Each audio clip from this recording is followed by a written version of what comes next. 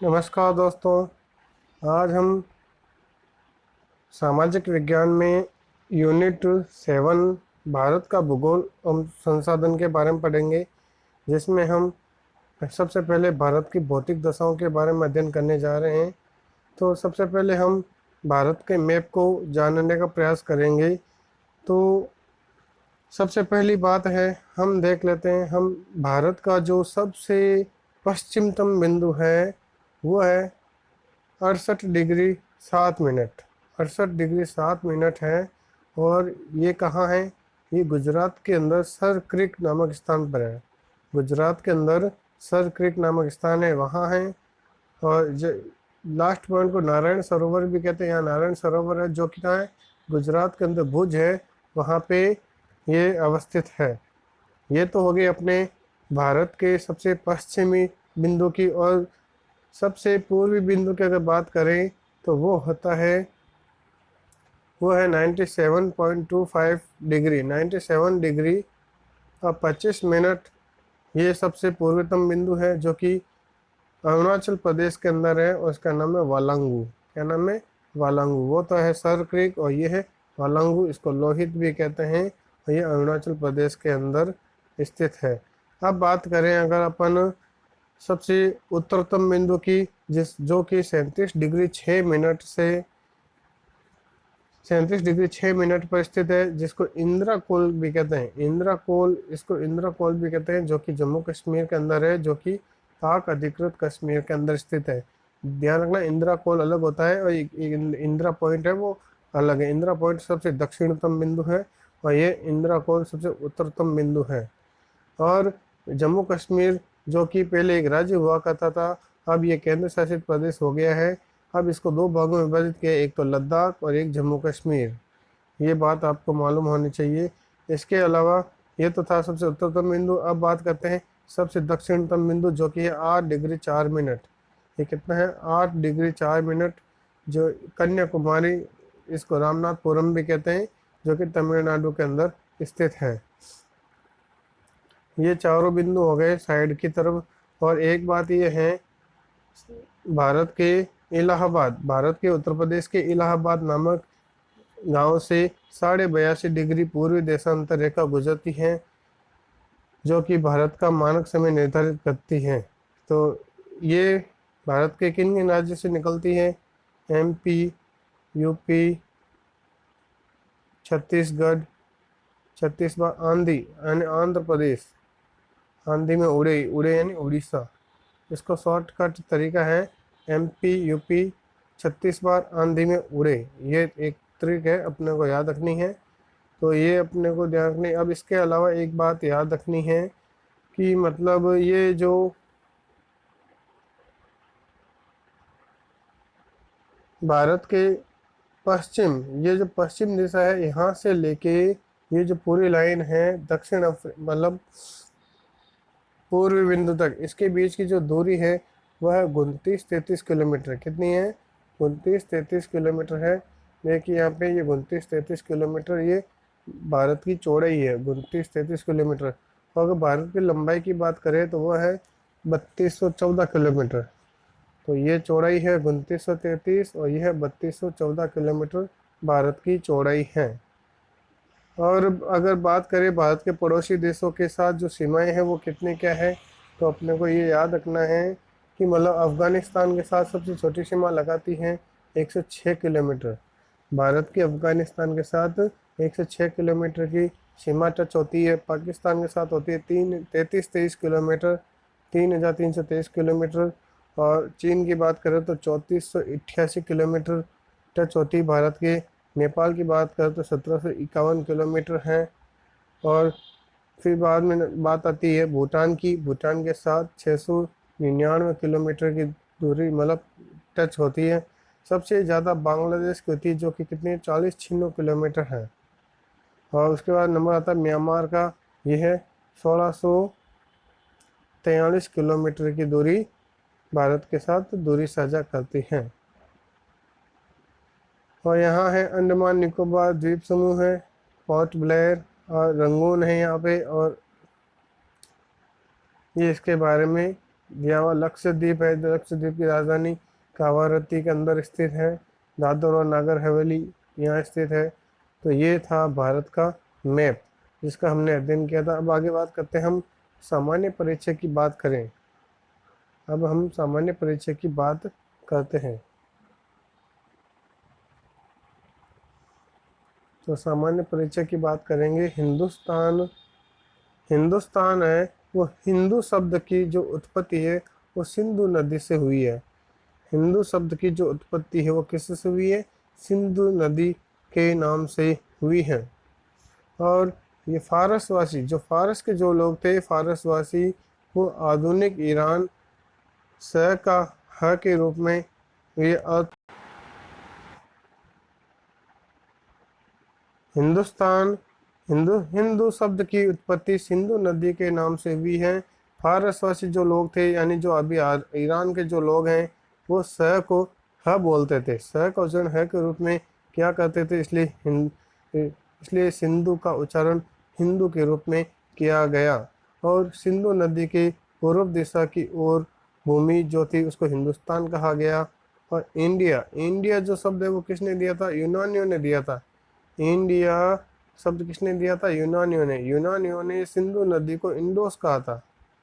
यूनानियों ने सिंधु नदी को इंडोस कहा और रोमवासी जो लोग थे उन्होंने इंडस कहा, सिंधु नदी को इंडस कहा। तथा इसके पूर्व की जो भूमि थी उसको इंडिया नाम दिया था। तो ध्यान रखना, इंडिया नाम किसने दिया था? यूनानी लोग सिंधु नदी को इंडोस कहते थे, रोमवासी लोग इंडस कहते थे, और इसके पूर्व की जो भूमि थी इसको इंडिया कहा गया था। और भारत नाम कैसे पड़ा? पौराणिक कुरुवंश एक राजा था, पौराणिक कुरुवंश के एक राजा थे, राजा दुष्यंत। इसके पुत्र का नाम था भरत। इनके नाम पर इस देश का नाम भारत पड़ा। कुछ विद्वानों की मान्यता है कि यहाँ भरत नाम की एक जनजाति निवास करती थी। कुछ विद्वानों का मानना है कि यहाँ भरत नाम की एक जनजाति निवास करती थी, इस कारण इस देश का नाम भारत पड़ा था। अब आर्यव्रत, भारत को आर्यव्रत के नाम से भी जाना जाता है। तो आर्य लोगों के निवास के कारण यह देश आर्यव्रत कहलाया। आर्य सभ्य और सुशिक्षित थे। आर्य जो लोग थे वो सभ्य थे और सुशिक्षित थे। प्राचीन भारत को भारतवर्ष भी कहते हैं। सप्त सिंधु वेरी इंपॉर्टेंट नाम है। भारत को भारतवर्ष भी कहते हैं और भारत को सप्त सिंधु भी कहते हैं। सप्त सिंधु भी ध्यान रखना, प्रश्न पूछा जा सकता है निम्नलिखित में से कौन सा नाम भारत का नाम नहीं था? तो सप्त सिंधु नाम था जम्बू द्वीप। भारत को जम्बू द्वीप भी कहा जाता था। और जगत गुरु तो आपको पता ही है, भारत को जगत गुरु कहा जाता है। सोने की चिड़िया भी कहा जाता है।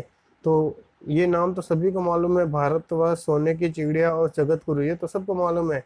लेकिन सप्त सिंधु और जम्मू द्वीप ये भी भारत के कभी नाम हुआ करते थे, ये बहुत कम लोगों को मालूम होता है।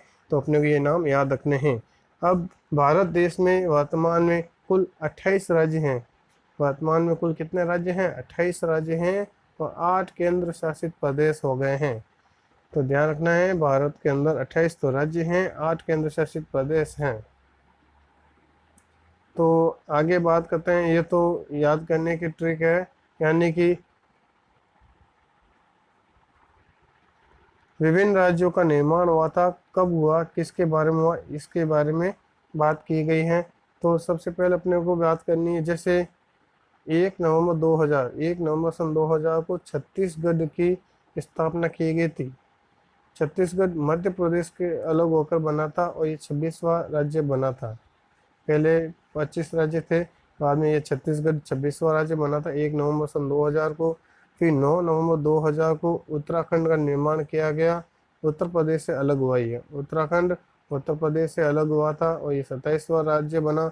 झारखंड 15 नवंबर सन 2000 को, 15 नवंबर सन 2000 को झारखंड का निर्माण हुआ। झारखंड है वो बिहार से अलग होके बना था। अब बात है तेलंगाना। तेलंगाना है वो 2 जून 2014 को। तेलंगाना कब बना? 2 जून 2014 को। ये आंध्र प्रदेश से पृथक होकर 29वां नवीनतम राज्य बना था, जिसका क्षेत्रफल भारत के कुल क्षेत्रफल का लगभग 3.5% है। सीमांध्र और तेलंगाना की 10 वर्षों तक राजधानी हैदराबाद, हैदराबाद जो कि मूसी नदी के किनारे स्थित है, वो रहेगी। और 10 वर्ष के पश्चात सीमांध्र की प्रस्तावित राजधानी अमरावती होगी। तेलंगाना की राजधानी हैदराबाद ही रहेगी, जिसका शिलान्यास 22 अक्टूबर 2015 को किया गया था। जिसका शिलान्यास कब किया गया था? 22 अक्टूबर 2015 को किया गया था तथा ये गुंटूर जिले में कृष्णा नदी के तट पर है। तो पूछा जा सकता है कि ये जो राजधानी है वो कहाँ है? ये गुंटूर जिले में कृष्णा नदी के किनारे। कौन सी नदी के किनारे? कृष्णा नदी के किनारे तट पर स्थित है। तेलंगाना 4 राज्यों से घिरा हुआ है। तेलंगाना जो राज्य है ना, वो चार राज्यों से घिरा एक भू अवस्थित राज्य है, जिसके पूर्व और दक्षिण में आंध्र प्रदेश है। पूर्व और दक्षिण में आंध्र प्रदेश है। उत्तर और पूर्व में छत्तीसगढ़ है। उत्तर और पूर्व में कौन है? छत्तीसगढ़ है। उत्तर व उत्तर पश्चिम में महाराष्ट्र है और पश्चिम के अंदर कर्नाटक राज्य स्थित है। और ध्यान रहे 5 अगस्त 2019 को 5 अगस्त 2009 वेरी इंपॉर्टेंट तारीख है, ये याद रखना है। 5 अगस्त 2019 को हमारे जो भारत के राष्ट्रपति हैं माननीय रामनाथ कोविंद जी ने अनुच्छेद 370 और धारा 35A हटाने के लिए संविधान आदेश जम्मू कश्मीर के लिए दिया था। इन्होंने 2019 के तहत अधिसूचना जारी की। अनुच्छेद 370 हटने के बाद राज्य पुनर्गठन विधेयक पेश किया गया, जिसके अनुसार जम्मू कश्मीर और अब दिल्ली की तरह जम्मू कश्मीर अब दिल्ली की तरह विधानसभा वाला केंद्र शासित प्रदेश होगा।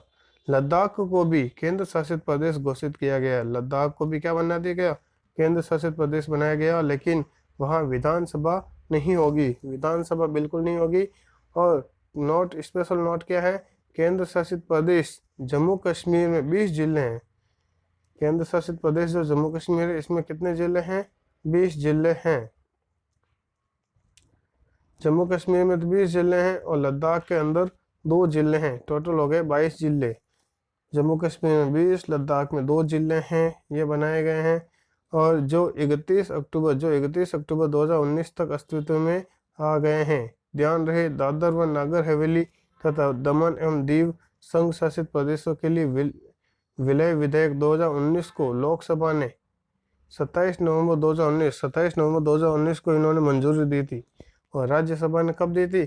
3 दिसंबर 2019 को 3 दिसंबर 2019 को मंजूरी दी थी।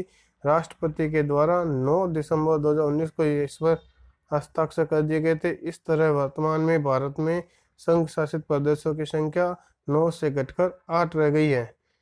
और ये विभिन्न प्रकार के जो राज्य हैं उनके राज्य बताए गए हैं, उनकी राजधानी दी गई है। तो अपने को इनकी राजधानी वगैरह ये अपने को याद करनी है।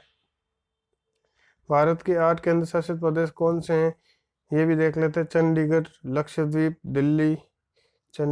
लक्षद्वीप, दिल्ली, दादर एवं नागर हवेली, ये इनकी राजधानियां दी गई है ना।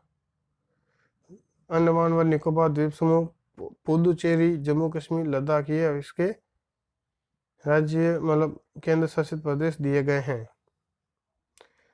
अगले वीडियो के अंदर हम पढ़ेंगे भारत की स्थिति के बारे में।